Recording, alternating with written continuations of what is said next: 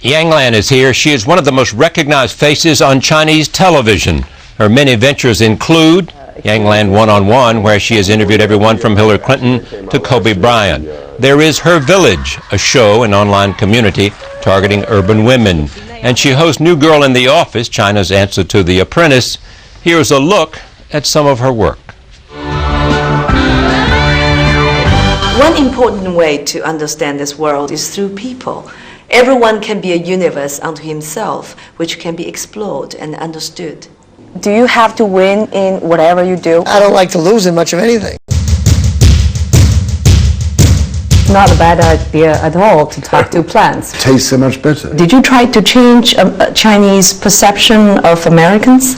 Well, I wanted them to know that Americans weren't stuffy old guys sitting around in a three-piece suit. I think your father should run for the president of the United States. No. Why? It would suck. For him or for the country?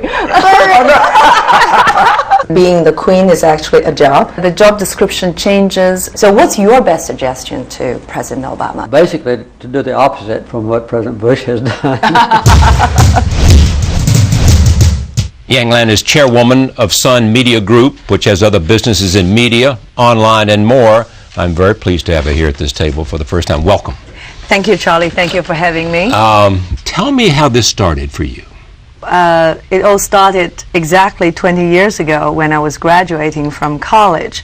At that time, the national television had its first open audition for college graduates for its primetime variety show called Zhenda Variety Show. That was a show to introduce sightseeing around the world to the Chinese audience, who at that time, 99% of our population didn't even have a passport.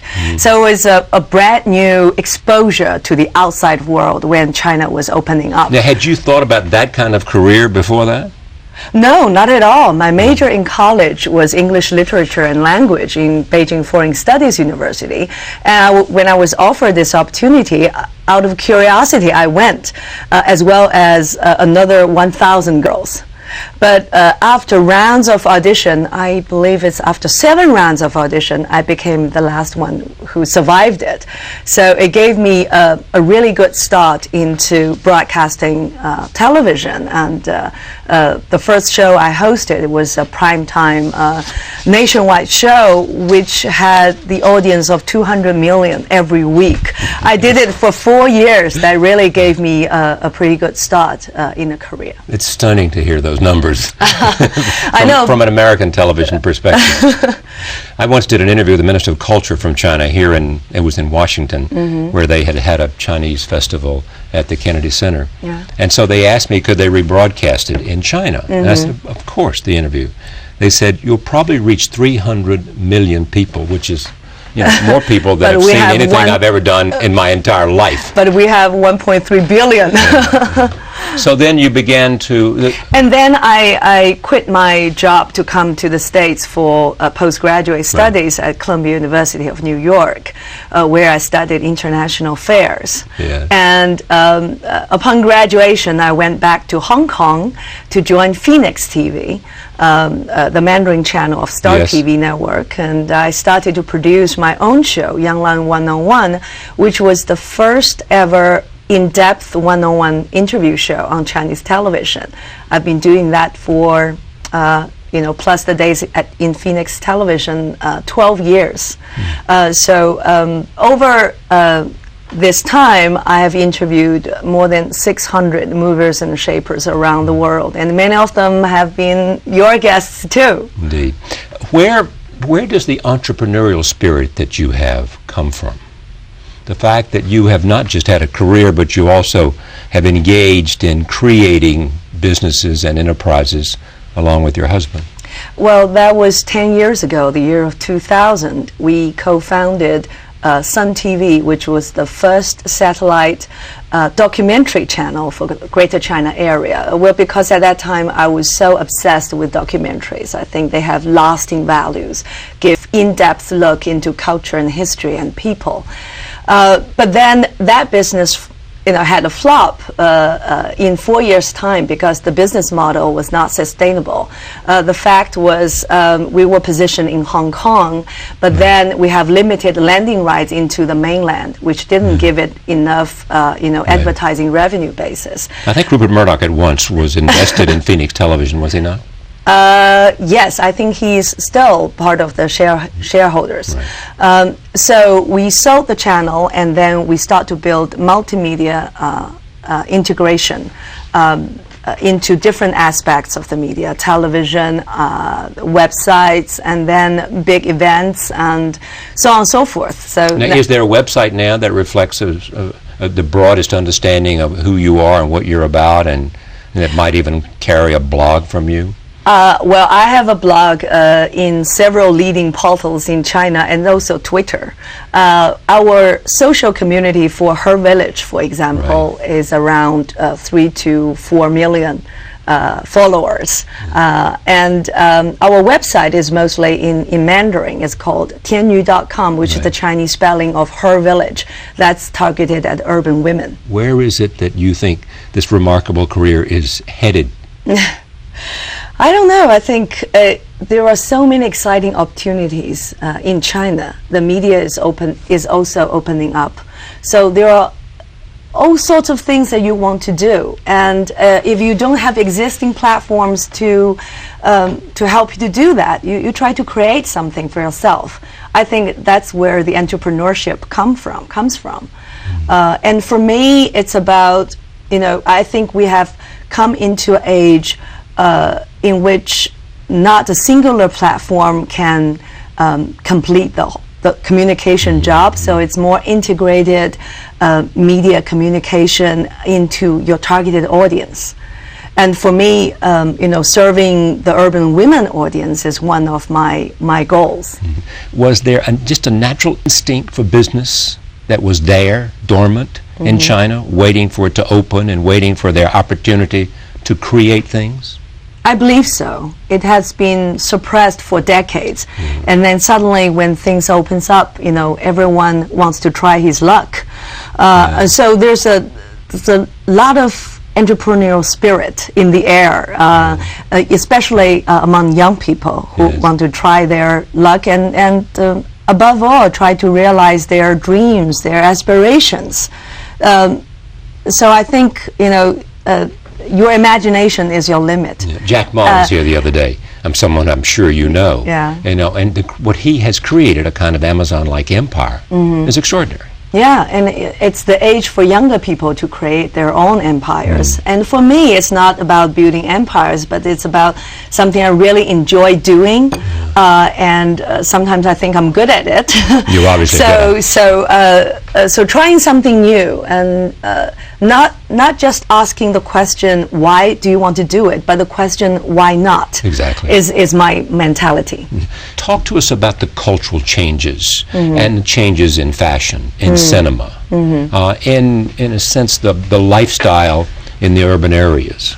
The following 2 decades would possibly witness a renaissance of all kinds in China, from arts to to cinema to documentaries to fashion to whatever. But also we found it is a restoration of value into a society where people got disillusioned from certain ideology before, but then there was the Cultural Revolution and other. Yeah, but then there's materialism. There was a dating show in which when the boy asked the girl, "Do you want to sit on the back seat of my bicycle and we both have fun?" The girl said, "I would rather cry at the back seat of a BMW," and which aroused huge controversy in the society, suggesting materialism is overruling the value system of the younger generation. But then there's a big outcry in the society saying that, what's wrong with us? Is it the materialism, is the material success the only goal for our generation, or is there something more valuable, more lasting that we are seeking?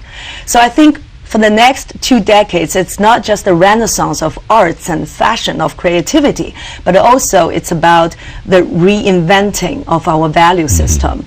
And building up civil society is a part of that.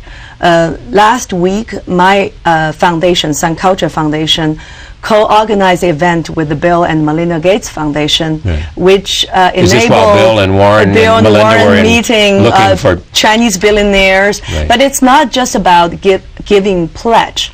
It's about equal exchange of ideas of philanthropy. I also invited the Minister of Civil Affairs to be a partner, from which he also wrote a blog saying that he got so many feedbacks from future philanthropists, and saying that first of all we need legislation for philanthropy, and also we need capacity building for our NPOs and NGOs. Will the new generation of leadership, say young men and women in their early 30s now and early 40s, how are they different from the generation that they will succeed? They have got very decent education, college education for many of them, and then they have the exposure through the internet and other media to the world. And many of them can afford international travels these days, and you see the booming of tourism both at home and abroad. So this generation does not only think about themselves with the limitation of geographic boundaries, but rather they can think across the borders. You know, the entrepreneurs are investing in other countries, and the younger people, they are seeking education here or in Europe and elsewhere. So there's not I think less limit in terms of what they can do, what they can achieve. Most of us know about Beijing and Shanghai and Hong Kong and a few other huge cities. Tell us about China beyond that. In China, there's a huge disparity from east to west, and from major cities to second-tier, third-tier cities. But there is a massive process of urbanization which is taking place now. People coming from the rural areas to the city. Over the past 2 decades, more than 200 million rural population have been urbanized. For the next 2 decades, another 300 million are coming into cities. And what does that mean for China, that they're coming in? Are they finding jobs? Are they finding opportunity? They are finding jobs, they are finding opportunities, but also public policy needs to be adjusted to suit the needs of them and their children. For example, how should the local cities provide medical services, education, housing to these migrant workers? Should they be treated equally as city residents, and so on and so forth? So a lot of experiments is going on. In China, there are more than 300 cities with population beyond 1 million. That's the point. Yes, that 300 cities with a population more than 1 million. More than 1 million. And if you visit second or third tier cities nowadays in China, massive construction, but also more sophisticated city planning. You see hundreds and thousands of new theaters being built, and museums and parks and so on and so forth. And the high-speed train will soon connect the whole country and raise it to another level of communication and transportation. So you will see the speeding up of communication and also the spread of information. I don't know what the country is heading for, but I think it's heading for a more open society. It's heading for the largest economy in the world, for sure. I think it's also heading for a more open society, and also for young people, more opportunities. Why doesn't that take place faster? Instability is a big issue. If you have 300 million people migrating, if you see it, you will be astonished that every year during Chinese New Year, there will be 200 million people coming back home to their rural residence. And that is the migration of a huge population there. And also there's disparity of income between the urban and rural areas. And young college graduates would be overwhelmed by the rising of real estate prices in major metropolitan cities. Well, the commercial real estate, there's some fear of a bubble taking place. Yeah, so you have all sorts of concerns and worries, and I think keeping the society together is a huge challenge and a task. Believe it or not, well, as a media professional, I think sometimes that the speed is a little bit too fast. For example, the usage of land. Right. Probably we are overusing it, and we have used the land reserve that should have been used for the next generations. But we have developed so many things on the piece of ground. The architecture, for example, there are some, very bad pieces will be taken apart sooner or later. So what a waste of the environment, the resources, and the money into it. So I think the society is opening up and keeps opening up. So what do you worry about for your country? What do you I worry about? Well, I worry about how do you keep pace with this development, with this construction, without the younger generation losing opportunities.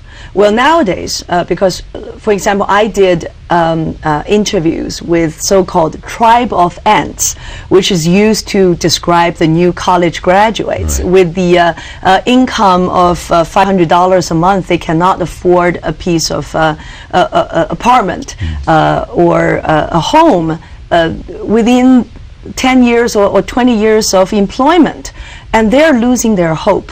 So how can the society provide young people with opportunities to succeed? Only if they maintain the kind of growth rate that they've had? But also they have to maintain a reasonable real estate price for the majority of the population. And how do they do that? I really don't have a solution for that, but I think that's a concern for me. For a long time, young Chinese have gone to American universities, to British universities, and many of them have stayed and some have come back. So you have people now in their 40s and 50s with graduate education outside of China, and they're being asked to come back, and take part. And the appeal is out of national pride. Do you see much of that in terms of people who left China, were in the United States, were in England, were in other places, Russia, who are deciding to come back to China to participate in this extraordinary transformation that's taking place? I think national pride is one thing, opportunity and a chance to realize your dream is another. I think it's a more decisive element. For example, the opportunity is a more decisive element than pride. I think so. I think so. For ordinary people, for example, architect here can aspire to build one major building in Manhattan, but how many opportunities can be offered to him? But in China, you have dozens, hundreds of cities, designing their landmarks. Most great architects I know around the world are working in China. It's a huge test land of all sorts of styles and creativity. And of course, young people like to go back and to seek their success or have their name made. And also young business people, when they stayed here in the US, they see all sorts of services which is still unavailable in China. They can go back home and start a training center, a school, a kindergarten. They can start anything using the references that they learned here or in Europe or anywhere else in the world, and went back home. They can start something from scratch and get successful in a few years' time. So I think that temptation is even greater than the national pride. But of course, national pride is one element, of course. How fast is the middle class rising? Because many look at it as an important element of China's growth to find markets internally as well as serving markets externally. Well, I think the middle class is growing very fast. I don't have a specific number that I can give you. It also depends on how would you define a middle class person. Yes. A regular job. How would you define middle class in China? Well, I would say a rented home or a board home, and then a regular job, career promotions in sight, and raising children and having a car. That could be some of the symbols. But if you think about the rise of car sales in China, I think that would be one of the symbols of the rising middle class. Last year, 10 million new cars were sold in China. It is becoming the first or the second largest market for every. Yeah, I think that could be one symbols of the rising of middle class in China. When we look at the economics of China, when we look at the politics of China, when we look at the change of China, there always is the question of freedom of expression. Mm-hmm. We all know about the Google controversy that took place. How would you characterize freedom of expression today in China? There are still regulations, censorship, frustrations, that's for sure. But I also see progress, especially through the introduction of internet. It has become a big public arena that more people will express their opinions towards public policies, pros and cons. And there have been many cases when abuses of power were reported on the internet, and a huge public outcry would drive the government to be more spontaneous, and to be more transparent, and also it directly led to the change of regulations or practices by the government. I think that's the progress we have made. And human rights?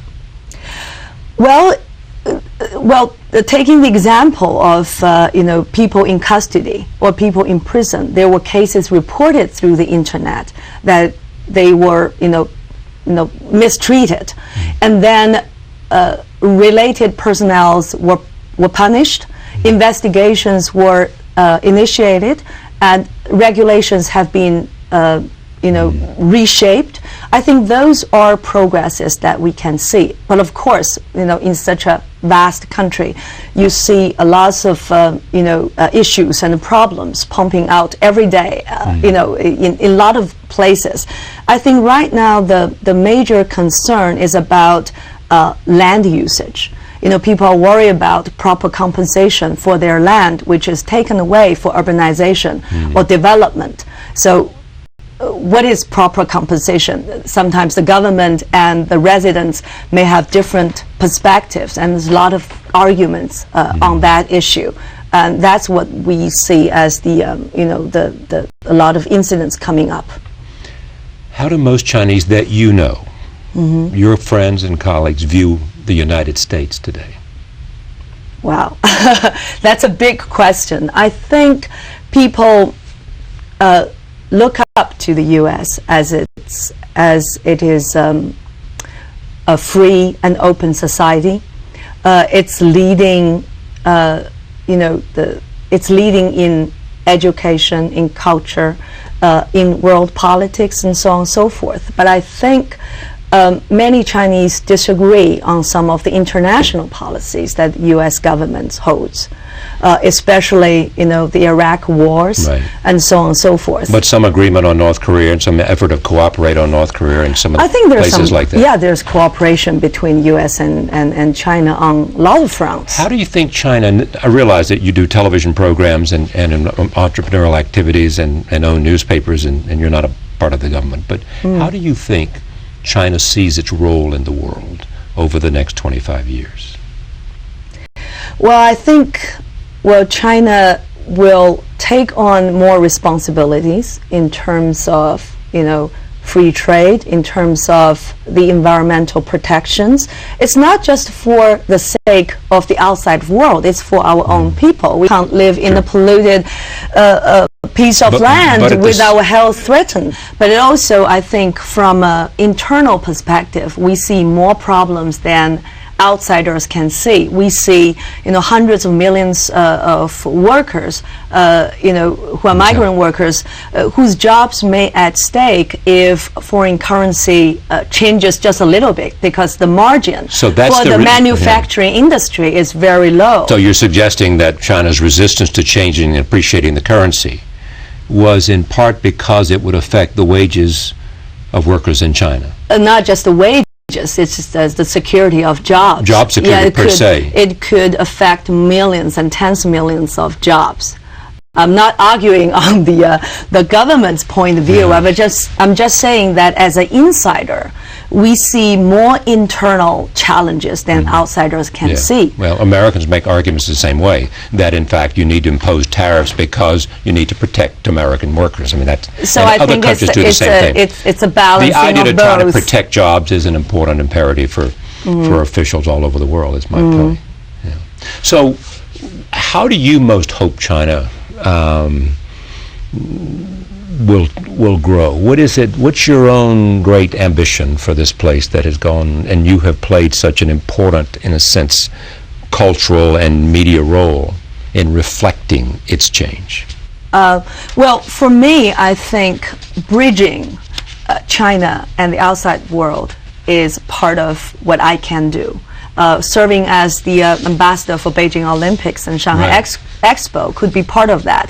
So that part includes explaining to the world what is going on in China, as well as explaining to my audience what's going on around the world. It's interesting that my first show on television was about introducing the sceneries around the world, histories and geographies into for my audience. But later on, it's about introducing people, personalities, insights, perspectives to my audience, which is more in depth, I hope. And that is something that I take great pride in. And another thing I want to do is to help to enhance the growth of the civil society in China. I think by that you mean creating institutions, courts, and well, the NPOs and the NGOs. Well, my foundation has been working with the leading educational institutions like Harvard University, Columbia University, Peking University, and Tsinghua University to offer workshops for the training of top executives of nonprofit organizations in China. So I think that capacity building for the civil society will mean a lot of future for our society. Finally, what brings you to New York? Well, this time I was invited to attend Fortune magazine's The Most Powerful Women conference in Washington. Yes. And it's always sweet to come back to New York. I lived here for 3 years and Columbia, so visiting some of my old friends would mean a lot. And coming back to the city in a sunny day, have a feel of the Central Park, and then walk on Madison, Avenue and 57th, and get the feel of the city also mean a lot of things to me. This is a city I love. I had my postgraduate studies. I was married, and my first child was born here in this city. So I have a personal and emotional attachment to the city itself. We're glad to see you. Thank you, Charlie. Thank you very much for coming. We look forward to visiting you in China.